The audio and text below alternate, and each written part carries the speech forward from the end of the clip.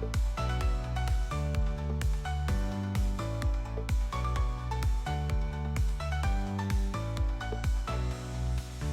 welcome back, everyone, and welcome anyone new that's joining this week.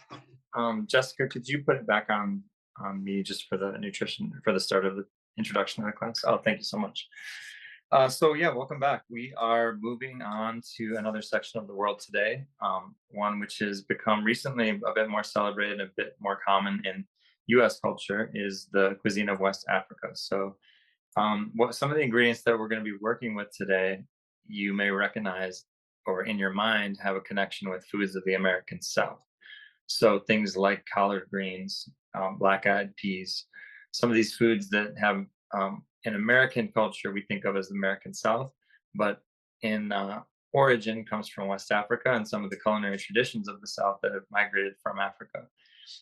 My friend Chef Modu Jaita was not able to join us tonight, but he sent me a little primer. He's from the Gambia, and I was asking him about these recipes are from the Gambia and Senegal, so two neighboring countries in West Africa. And I was asking him about the cuisine of those two nations, and he explained that you kind of could view them as like food from Canada and food from the United States. They're similar, but unique in different ways.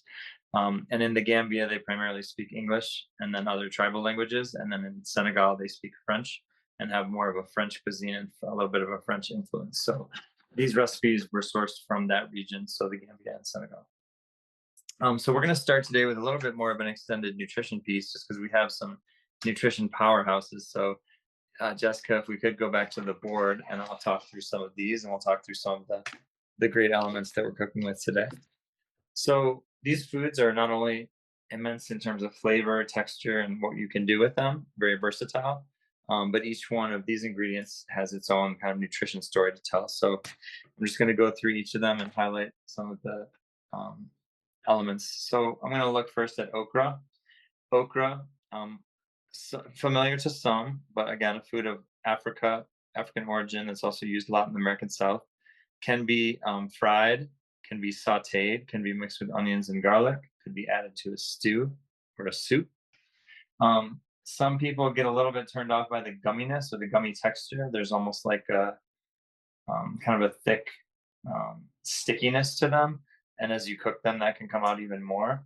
So these were frozen. I wasn't able to find fresh okra at my local King Supers here, but these are always available in the frozen section for $1.50, $2 a bag. So if you wanted to experiment or play with okra. Okra is really high in vitamins A and C, so good for immune system. It's also high in magnesium, folate, and antioxidants that reduce the risk of cancer, diabetes, and heart disease.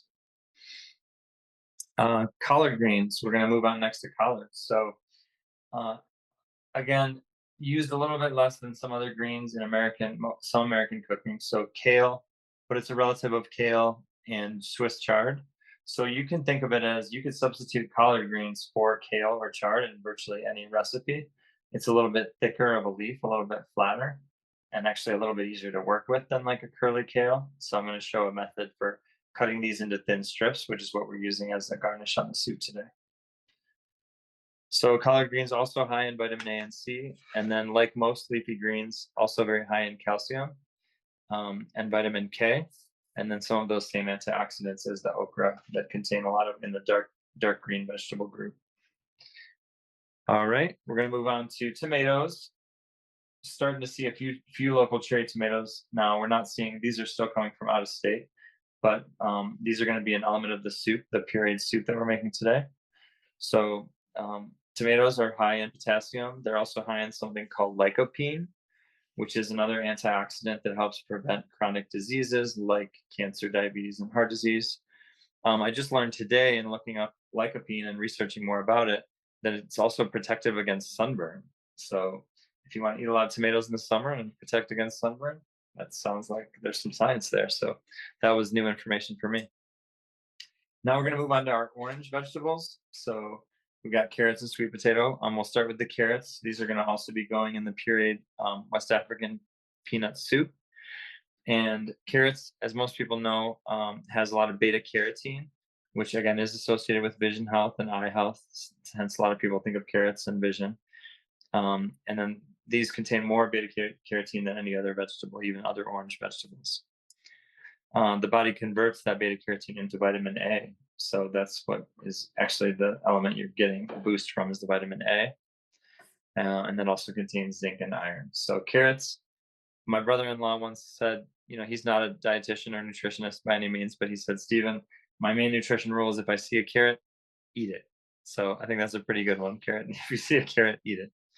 So, and one of the favorite snacks for kids as well. So, sweet potatoes, not used as often as regular potatoes in the American diet. Amazingly, about half of all vegetables eaten in the US are the standard US russet potato. So the sweet potato, some people only pull out like in the fall or for a Thanksgiving dish or other holidays, but it's a great, very powerhouse nutritionally.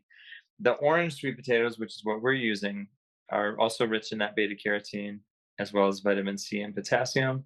And then the purple sweet potatoes, which are usually purple on the inside, and they're usually next to the traditional orange sweet potatoes at the store, are rich in anthocyanins, which is another type of antioxidant. So that covers our vegetables, the primary vegetables we'll be using today. Now we're moving on to black-eyed peas. So black-eyed peas, again, not quite as common as pinto beans or black beans, but again, nutrition powerhouse and really cool and interesting looking. Sometimes called cow peas, but um, that was because they were at one point fed or some were fed to cattle and other livestock. So these we're going to actually be using the canned version today. You could cook them as you would any bean or pressure cook them, but we're using the canned pre-cooked. You could also use the uh, other version, which I've shown here in the recipe for the pea fritters, which is one of the 3 recipes we'll be doing today. It does have you soak, one option is to soak the dried beans and then rub them between your hands to remove the skins, which won't really fully break down in like a blender or a food processor. So this is another way of preparing is remove those skins. So, and that's going to be in the black-eyed pea fritters that we're making today, a bean fritter. Black-eyed peas, as far as nutritionally, they're also high in protein and fiber and low in fat, like all beans. And so they're just generally a good choice as a vegetarian protein, um, or mixed in combination with these other vegetables that we're working with. Lastly, peanuts. So the humble peanut, it is of great value for a lot of reasons. It's the cheapest nut available in the US market. So peanut butter is cheaper than other types of nut butters. That's why we're using it. And it's traditionally used in this peanut stew as a thickener and a flavor agent. And then peanuts themselves, these are just dry roasted peanuts. We'll be crushing these and using those as just a garnish on that soup today. The peanuts contain healthy fats, protein, and fiber, and then they're also a very low glycemic food, so they are a good snack in moderation for people with blood sugar control who are working with prediabetes or diabetes. So today, again, super packed with just nutrition. When you look at all these foods together in combination, it's going to be a really balanced meal equation. And so we're looking forward to trying it out. Just to review the 3 recipes that we're going to be doing today.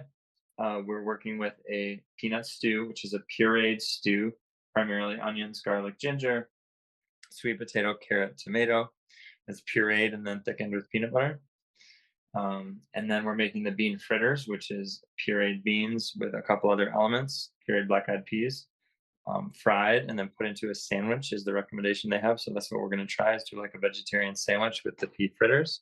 And we're also working with chicken today. So we're going to be working with chicken, doing a dish called Chicken Yassa, which is we're using chicken legs for it, and it's just a traditional West African preparation. So those are the 3 things I've kind of tried to. It's a lot of preparation, so I've done some of the prep in advance, but I wanted to show you some of the key pieces of each. So we're going to start with the soup and just some of the prep for the soup. So we'll keep working on the board here, and feel free again enter questions into the chat, and Jessica can feed those my way, and we'll take a couple of pauses during the class too to review if you have questions that come up.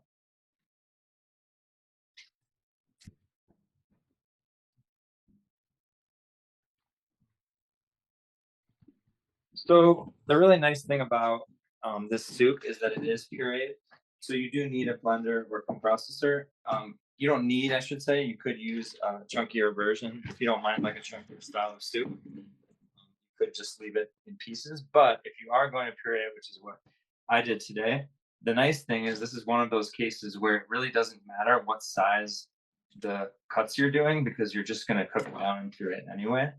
So as opposed to some weeks where we want to have a certain precise cut, I'm just going to cut this tomato, the carrot, and the sweet potato just into like rough chunks. So pieces that are big enough that they could fit in a blender or food processor, and you're going to cook these in a pot, slow cook them, and they're going to kind of break down. So again, we're not too concerned with the size or the shape. We're just getting like a kind of a large size chop. Same with the carrot. Um, Your preference on the carrot, you could peel it as I've done, or you could just scrub it really well. And then you can just cut it in, again, just large bite-sized type pieces. This is all going to get cooked down together, all of this. Even though it has different cooking times, you're just going to cook it until everything's soft and ready to puree. So as far as the sweet potato, I do recommend peeling it. Sometimes the peel can be a bit rough and chunky and kind of create like an undesirable texture. So I'm going to peel this. I would say use a pretty sturdy peeler on it. Use your nice peeler if you have one. You could also use a knife if you needed to, but sometimes it just is a really thick skin that you're working against. And as you can see, the interior of this sweet potato is orange, but there are also green. There are white. There are many different varieties of sweet potato. This is the most common variety that we see is the orange.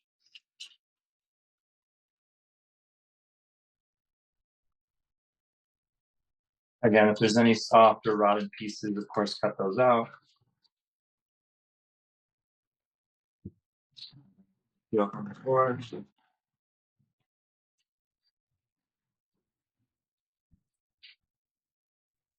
And then again, just cut this. We'll cut it a long way.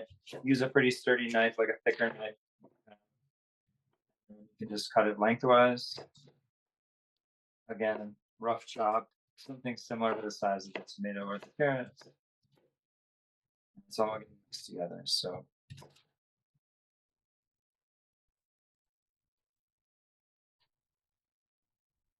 all right, so this is really the fundamental basis of the soup is these three nutrition powerhouse vegetables in combination with onion, garlic, and ginger, as we've used in other weeks as well. So that's kind of the flavor agent. All right. So we're gonna set that aside. We're gonna go to the stove in a little bit and we'll start working there.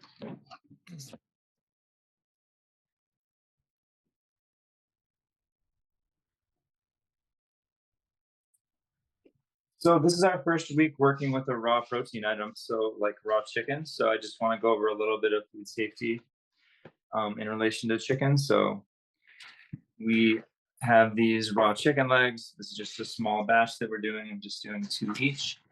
And just a reminder to, as you're handling the chicken, um, use a separate cutting board or wash the cutting board if you've already used it. Wash it between and scrub with hot soapy water.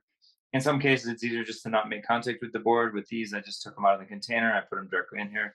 Always be sure to wash your hands very well with soap in between handling chicken and other products, especially raw vegetables, and just try to prevent what we call cross-contamination because chicken should be cooked to an internal temperature of 165 degrees or higher is the food safety element in order to kill 99.9% of the bacteria, as they say, and things that could hurt you in the raw protein. So for this chicken yassa, the most unusual part of it is the marinade, and it's got kind of a sweet sour thing going on, which we don't always do with meat preparation here in the United States. So the elements are green onions, so scallions. This is 2, just chopped, sliced the green and the white parts. We have fresh thyme. You could use a dried thyme as well. So you would just use, if you're using a dried thyme, you would use only about a quarter of the recipe amount for the dried versus fresh. And then we also have some lime juice and a touch of vinegar. So this is kind of the interesting, you could use apple cider or white vinegar, any type of vinegar. And so this is the initial marinade that we're going to put on this chicken. So I'm gonna add yeah, so you don't have to wash your hands as much. You could also just use a utensil.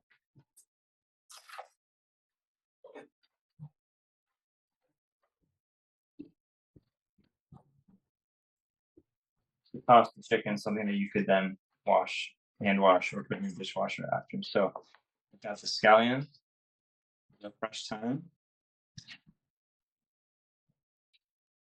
is, I'm gonna eyeball it 'cause this is a very small batch, but it is, I think the recipe says a tablespoon per six chicken legs. So I'm just adding a touch of the apple cider vinegar. Again, any type of vinegar is fine. And then I'm just going to squeeze a couple of limes over the chicken. I'll just do one full lime. Again, it's just a half batch. And that is it. We're not adding any salt to this, because salt, when you do add it early to a marinade, it does kind of pull some of the moisture out. We want to keep the moisture in the chicken. Um, there's different preparations, but this one we're really just adding like a pungency and a sourness to the chicken now. But then we are going to add a fair amount of salt to counteract that sourness as we cook it and prepare it for cooking in the oven. So this chicken is going to go um, again, going to go over kind of a bed of cooked onion, green pepper, ginger, and garlic, and then be put in the. This will be fried in a hot pan, which we'll do over at the stovetop, and then that will also be finished off in the oven. So that's the chicken yassa dish. So this says in the recipe, it says could marinate anywhere from 2 hours to 24 hours. I think anywhere from 2 hours to overnight is probably best. Or, if you did it in the morning or the afternoon of the same day that you're preparing. So there's our chicken.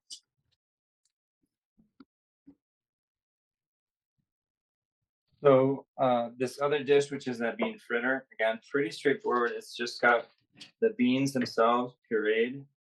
Um, the recipe, it doesn't say to cook the beans, but we're using a cooked canned bean, which it seems to me works out well. And then if you did do the raw version, these really should be cooked as well. And then we add a touch of baking soda and a bit of salt, and you make a puree. So I'll show you what that looks like.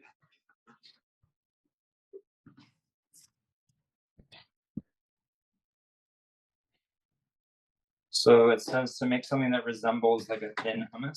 So this was a blended batch that I prepared earlier for the fritters. It's really just pureed canned beans. It kind of like gently drops off a spoon. So it's like a thin hummus is how it describes it. I would say more like a regular texture of hummus or something similar. But so we're going to work with this, and we're going to be deep frying those in fritters, and they're going to puff up a little because of the baking soda addition.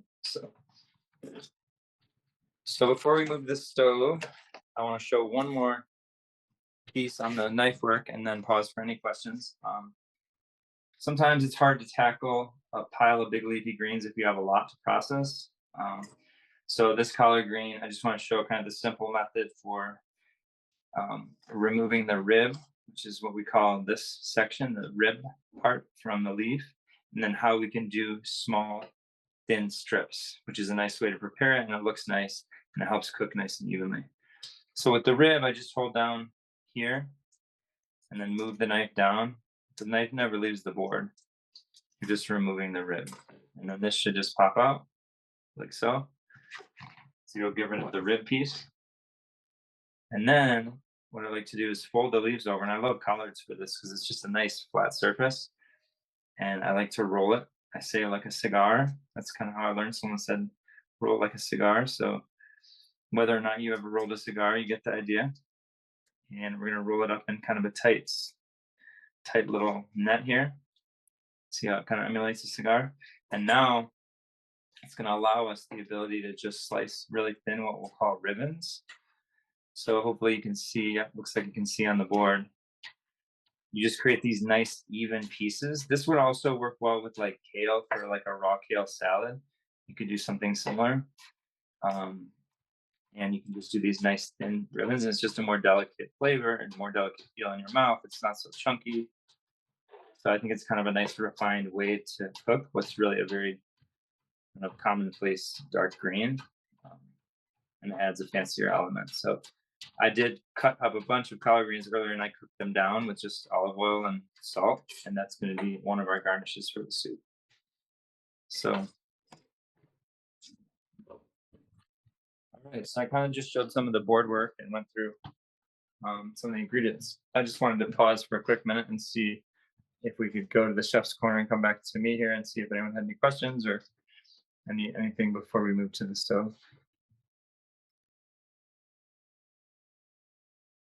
No questions have come in so far.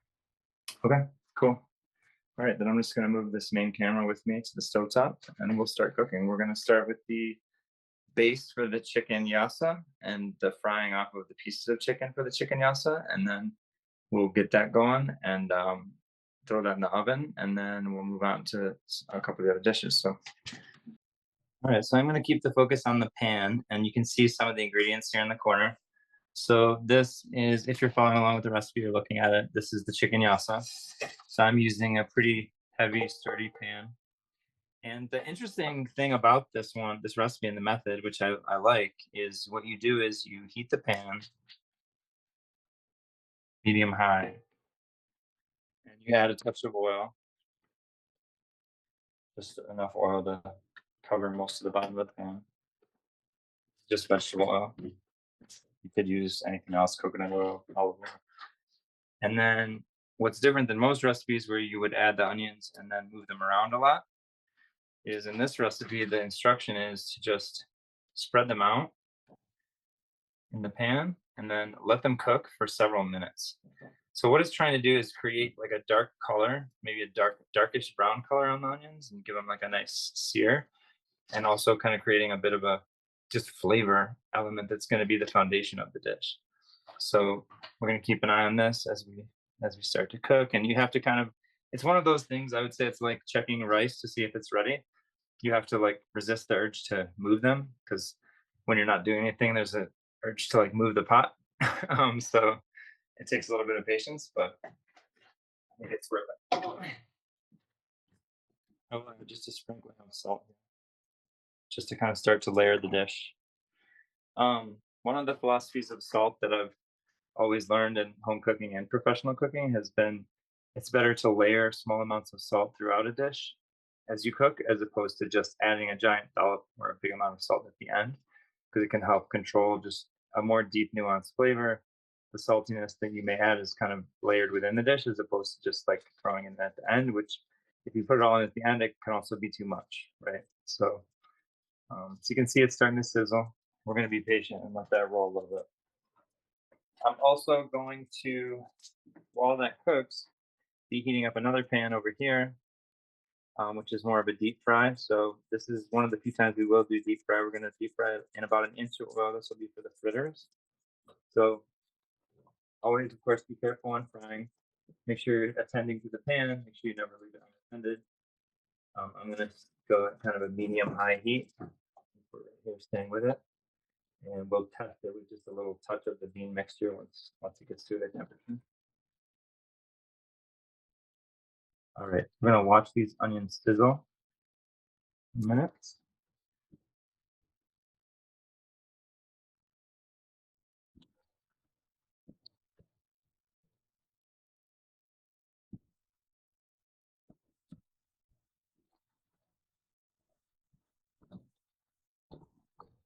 And then a separate pan, another pretty fairly heavy bottom pan. I'm gonna start on the back on one other burner here. I'm gonna start the actual chicken. And I'll spotlight this in a minute. So I'm gonna put that also on a fairly high heat at the back. And what we'll do there is we'll heat up a little bit of vegetable oil, and then we're gonna be kind of hard frying that chicken, get like again to like a golden brown, because it's gonna go on this base of vegetables that's cooking here, and then this whole pan's gonna go in the oven. And we're just gonna finish it off there.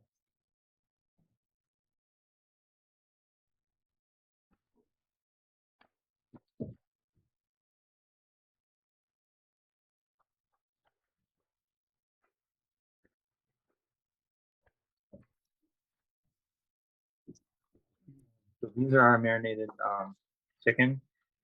They've been sitting here in the juice, lime juice and scallions. These ones are only marinated for a short while, but the other ones that I prepared are marinated for a full 2 hours. I'm just going to take this, take as much moisture as you can off of it, and put that in the hot pan. You can leave the scallions or some of the scallions attached. They're just going to cook with it.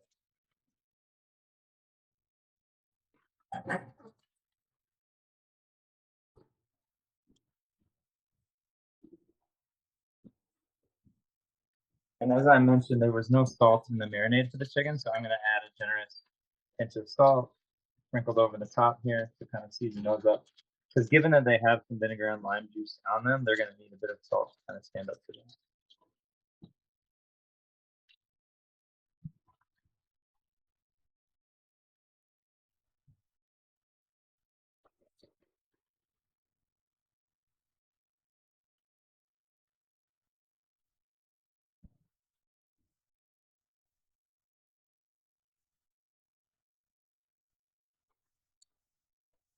Hopefully you can hear the popping and the sizzling here.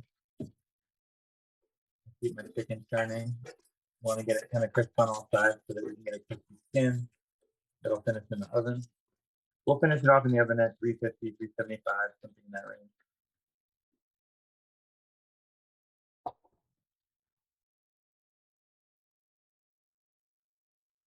So I'm gonna let these onions continue to cook a little bit longer. I'm having patience, and I know they're doing okay. I can tell they're not burning underneath. I'm gonna add on top of it some of the other elements of the yassa dish. So I'm gonna add some green pepper, green bell pepper, just sliced thinly. And then I'm adding 2 bay leaves and the garlic and the ginger. So something on top. Again, I'm still not gonna stir the pot. I'm just gonna give it another minute or so, and then I'll start stirring it all together. So this again forms the very flavorful, fragrant base for what the chicken will sit on top of and finish off.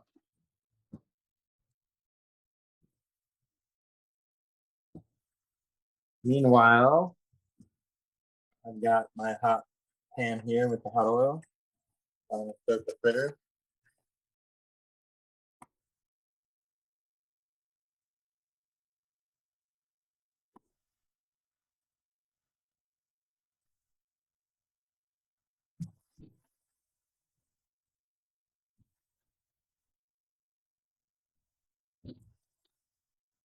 So I know my oil's at a good temperature because it pretty much started right away.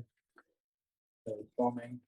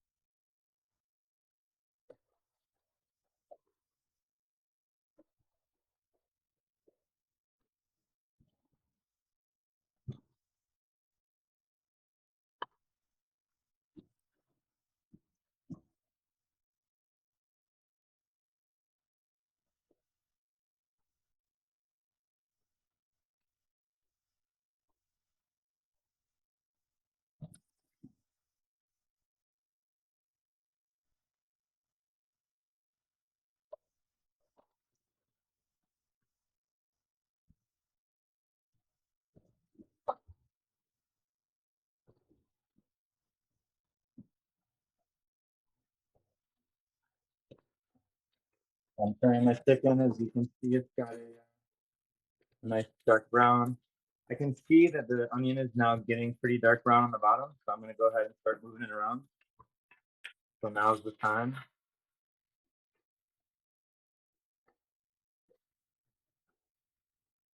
Now it's starting to really be aromatic. The garlic, the ginger, the pepper.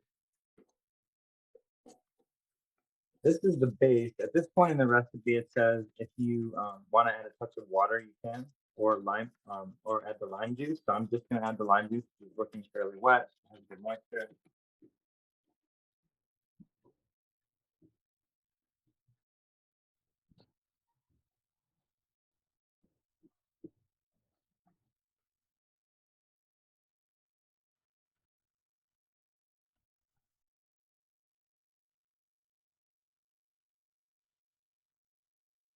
So adding a quarter cup roughly of lime juice.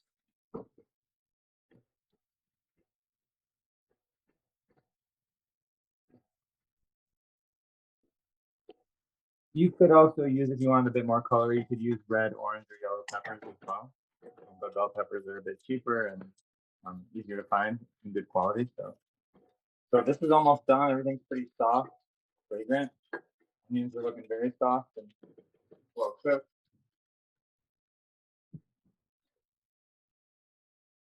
So again, this is just a smaller batch, but we have our 2 pieces of chicken here.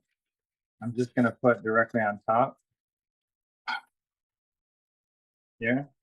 And then this is a pretty common restaurant move, is just take it directly from the stovetop and throw it in the oven.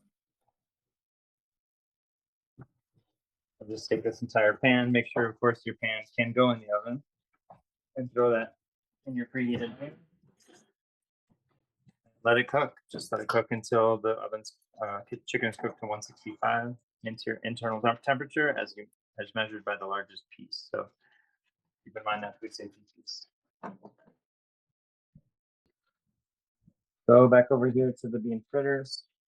I actually ended up adding a small amount of flour because they weren't, the first two didn't hold their consistency well. So I added some flour to thicken them and they're holding together nicely now. So that's an option.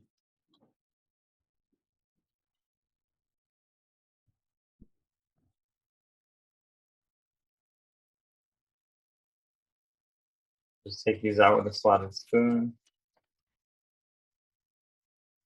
Directly onto paper towel so they can drain.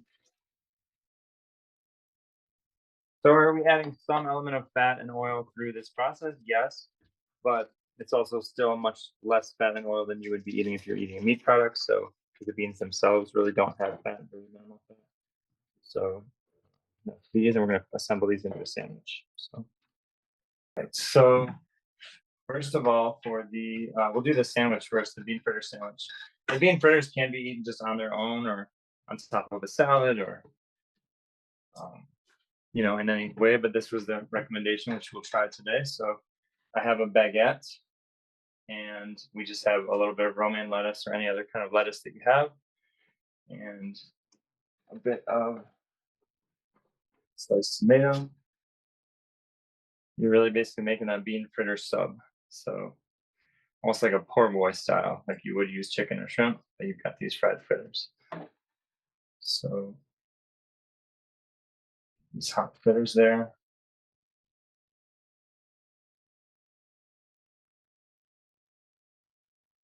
There's the protein. There you go. Vegetarian sub sandwich. So I'll leave this on the screen.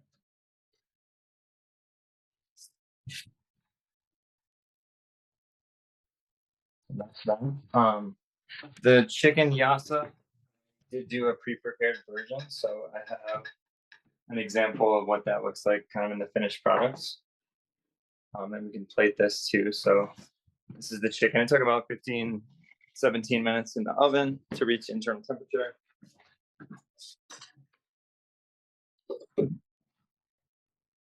And the nice thing about it is that it has kind of a pre-made sauce underlying the chicken. So if you have the chicken, put it on the plate. And let the bay leaves, take those off. They're not edible. But then we have this kind of luscious, oniony, limey, flavorful. You've got some of like chicken drippings in there, and so it sort of has its own sauce. So there's our chicken yassa dish. And you could add more spice to that. I did not add the Scotch bonnet pepper or the habanero pepper. It was listed as optional, so you could spice or season that up with the Scotch bonnet. The soup, as far as the soup, I didn't show the full process today. We were short on time, or we are a bit short on time, but I wanted to explain how it comes together. So you start with the onions, garlic, ginger. You add a series of spices, some unusual spices, which are cinnamon and cloves, which you might normally think of as dessert type spices, but they're kind of what's called sweet spices, and they're used in moderation, only a touch of cloves in the soup. So you saute and you cook the onions, garlic, ginger, you cook those spices together. and then you add all of this along with 4 cups of water. You could use chicken broth or vegetable broth in place of the water for enhanced flavor. You cook it until it's soft, and then you puree it. Uh, and then you return it to the pot and add the peanut butter. So I'm going to plate up a version of the finished product so we can all see that.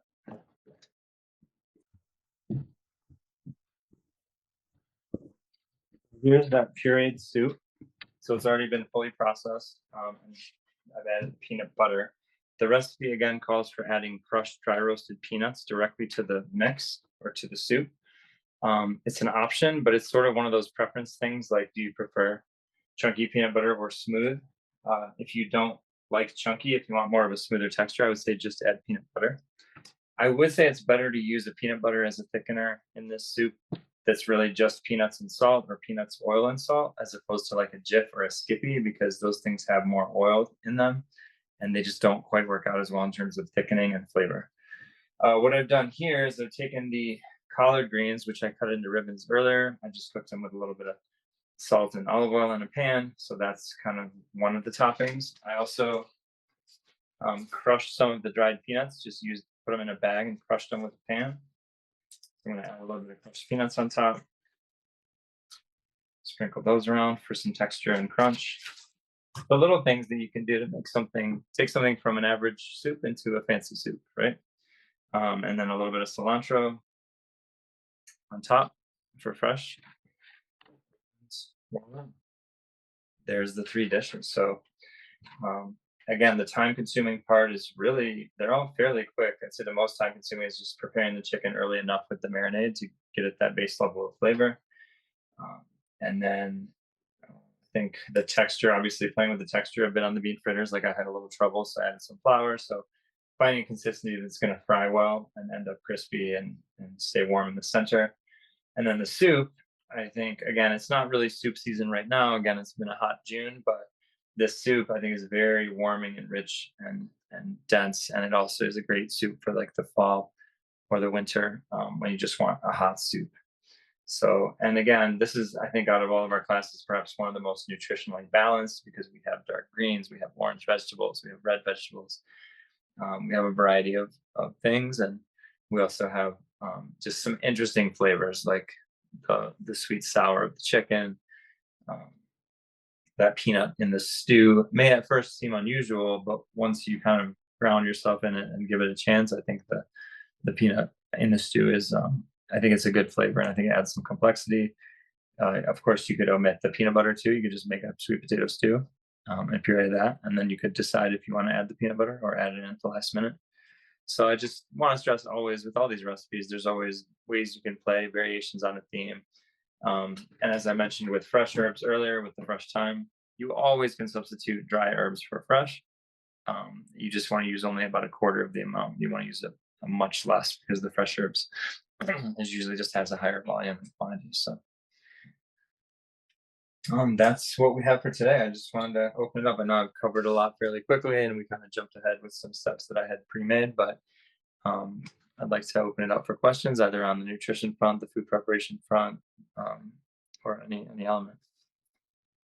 Are any of these foods familiar to anyone on the call? Have any of you tried or had something similar, or have you tried anything similar? Have you been These to a are new African or West recipes African for restaurant? some. And then a question about nut butter alternatives that you would recommend for allergies. Yeah, for sure. So I would say if someone cannot eat nuts or peanuts and they wanted an alternative, you could use sun butter, which is pretty commonly available in the peanut butter section of the store often, or a tahini, like a sesame seed paste. Or if you're allergic to peanuts but wanted to try a different nut butter, you could use almond butter or cashew butter. We used cashew butter last week, a little bit of in our Indian piece. So I think any of those alternatives would work. Or like I said, you could omit it completely. The dish still works, so it has great flavor. You might just need to increase, maybe add a touch more oil and salt to compensate. But I think sun butter or tahini would be great alternatives. Another question, what's better for soups, fresh or dried herbs, or does it matter? I would say it's nuanced. I would say the difference to most people, you can't necessarily taste a difference. I think with dried herbs, the challenge is with dried herbs that it's easy to overdo it. So, because the potency is more intense, right? It's more powerful because it's been concentrated down. So, I think you just need to be a little more careful with how much you add. Maybe just adding like half as much as you think and then add a bit more, because I've definitely had soups where, let's say, dried thyme or dried rosemary is a common one, is used in place of fresh, and it can just overpower and just like take over everything else in the soup. So I think that's more what you have to be careful of. I think either is fine. I think if you're putting a fresh garnish, fresh herbs are nice, like the fresh cilantro, which I picked from my garden, or fresh basil or mint. It's hard to replicate that in a dried garnish. But if you're just talking about flavoring the soup, you can really use either, and then just use caution if using the dried. Don't I would say measure it. Don't just shake it in like we're used to doing sometimes with cooking. For the chicken dish, do you think it would work with a meat alternative? Interesting question. Good one. That's a hard one. I think the question would be if the meat alternative can take on flavors or not. Like if it's dense, if it's too dense, it may not take on the flavor of the marinade, so it may not get that kind of pungency and the lime and the vinegary saltiness like throughout. I think something like tofu you could try, and you could. I think that would certainly absorb the flavor. I think other meat alternatives, you'd have to kind of find one that's maybe a little more porous and a little less dense, so that it could actually, soak up the marinade. Or you could experiment and just marinate it for longer, right? So you could just do it for a longer period of time. If you want to make sure it gets the flavor, you could let it marinate for 12 to 18 to 24 hours. So that's a great question. I think it would depend on the density and how able the meat alternative or vegetarian protein would be to accept that flavor.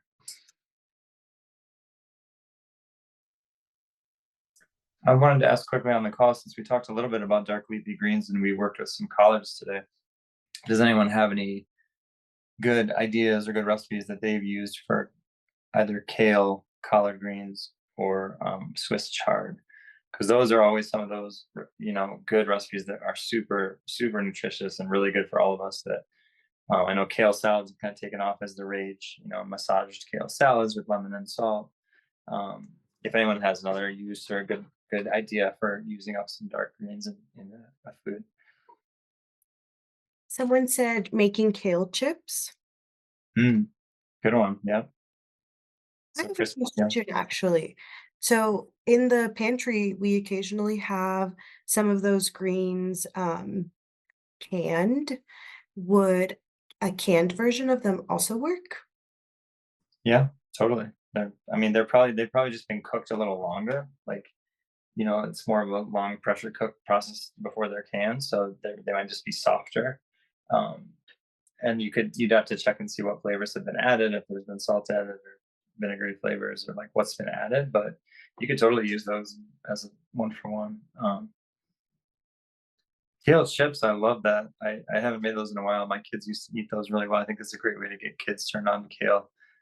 And I think, that one, I think the key is low oven, right? 275, 300, 325 maybe, but a low enough oven where they're not going to turn brown and get like an acrid taste. And they're just tossed with just enough oil and salt to make them crisp. And you leave them in there in a low oven for a while. I've also heard of, and used myself, is you could leave the oven open a crack, like put a wooden spoon handle or something in the oven and just almost let them dehydrate a little bit. So keep it at a low temperature, 275, 300, put a little spoon handle, just let that air flow through them, and then get them really crispy. And I think it's a great way to turn, especially young people, onto kale that might not otherwise try it. That's a great idea. Someone mentioned making lentil soup with kale. And there was also the question, first the comment that tahini can be pricey. So they're wondering if they could throw some white sesame seeds in a blender. Yeah, totally. Throw some white sesame seeds in the blender with a little water and a little oil, and you're good to go. Again, it might have a grainy texture. It might not completely process down 100%, but I think that's a great one. And yeah, that's a good one. Same as last week, we talked about with the cashew butter. Cashew butter can be like $12 a jar. So we talked about just throwing the cashews in a blender with some water and puree them up, and you're good to go. And with some of these leafy greens, just to make a little plug, we are starting to get veggies in from the offsite farm. So some of these leafy greens might start showing up and they'll be locally grown by our farm. I wanted to make a plug for a couple other sweet potato methods too. Back to the sweet potato being kind of the ignored potato in the food family, right? Is you could just cut them. I would say cut them maybe about half this size, so cut them a bit smaller. Toss them with oil and salt and roast them in the oven. Again, being careful, they do have some sweetness and sugar content, so just being careful they don't overcook. But just sweet potatoes like this, it's hard to make sweet potato fries at home. I found anything like what you could get at like a restaurant that has a deep fryer, but I think a roasted sweet potato, just small pieces, can work pretty well. Um, and then you could serve them just like with ketchup, or you could do a combination, let's say, of sweet potatoes and regular potatoes, make like a hash for like a morning breakfast. I think just trying to think of ways you could use sweet potatoes in place of regular potatoes is definitely going to up your nutrition game. Oh, one other thing too, in talking with my friend Chef Modu, who is the chef from the Gambia, we talked about whole grains and the use of grains in West African cooking. And he reminded me that they do a lot of cooking with two whole grains that are not found too often in the United States. I don't know if you ever get them into community food share, Jessica, but one is called fonio, so Fonio, and the other one is called millet. So those are a couple of grains that he commonly uses in his cuisine that he grew up with, and those could be a base or a platform. They also do serve rice, but fonio and millet are very common as like a base or a platform for the chicken dish. Could be served with a hot spicy sauce or stew, with slow cooked meats. So those are a couple of the West African grains that are not as easy to come by, but if you do ever come by, they're pretty easy to cook with. They're very quick. They cook quickly. It's very small grains, and you could use it in place of like a couscous or pasta or rice. I did look at King Supers for both. They did not, and my local Supers, which is the South Boulder one, they did not have fonio or millet. Yeah, I don't know that I've seen it, but I'll keep an eye out just in case it comes through. Somebody else also mentioned that they use mashed sweet potatoes in brownies. Wow, never heard of that. That sounds amazing. Sounds really, it totally makes sense. You have a sweet, thick mashed potato. Oh, that sounds amazing. I've heard of beet brownies, like smashed pureed beets mixed in, but sweet potato sounds great. I'm ready for dessert now. I've been cooking savory food all day. Oh, the chicken could be grilled as well. So, like, if you wanted to just take it outside and not cook in your hot kitchen, you could also take that chicken, pat it dry, or get the moisture off as we did from the marinade, and then grill it on the grill outside, and then finish it off either in the oven or even finish it on the grill, or just serve it directly with the potatoes that you cooked or with the vegetables that you cooked on the stovetop. So there's the outdoor option as well. Perfect. If there's no other questions, Chef Steven, if you'd like to introduce just or give a little preview for next week's class. Yep. So we're skipping next week. So mark that in your calendar.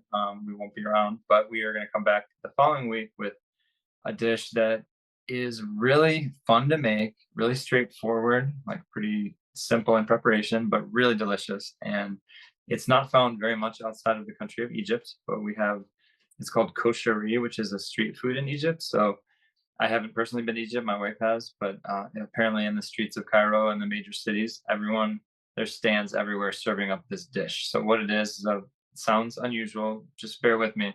It's a mixture of cooked macaroni noodles or other cooked small noodle, rice or brown rice, lentils, like a flavorful lentil, and then it's all combined and layered in a dish. And then you have a simple, like a 10-15 minute hot sauce that's made with tomatoes and jalapeno peppers. And you just put that and you just ladle this hot sauce down, and it kind of trickles down over these three layers of foods.